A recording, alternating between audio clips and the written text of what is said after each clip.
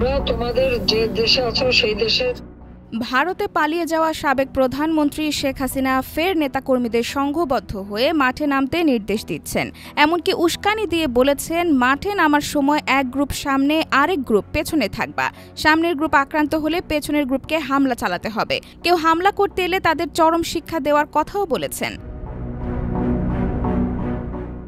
বুধবার ফাঁস হওয়া একটি ফোন আলাপে আওয়ামী লীগের কেন্দ্রীয় কার্যালয় যে কোনো মূল্যে উদ্ধারের জন্য এরকম নির্দেশ দেন শেখ হাসিনা। দিল্লিতে বসেই টেলিফোনে যুবলীগের প্রেসিডিয়াম সদস্য এবং ভোলা ৩ আসনের সাবেক সংসদ সদস্য, বিদেশে পলাতক নুরুন্নবী চৌধুরী শাওনকে তিনি এ নির্দেশ দেন।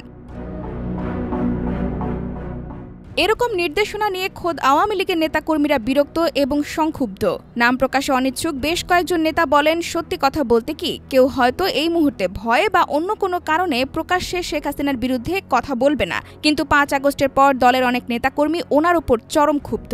কারণ ওনার এবং ওনার আশেপাশে থাকা কিছু হাইব্রিড আওয়ামী লীগের ভুল ও লোভের কারণে আজ দলের এ চরম পরিণতি দেখা দিয়েছে।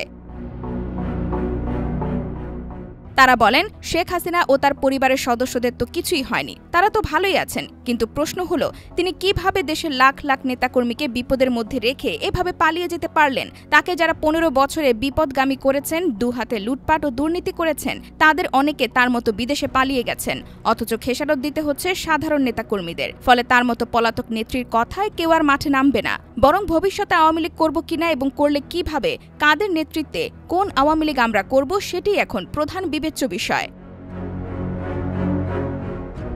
IBTV USA, new York.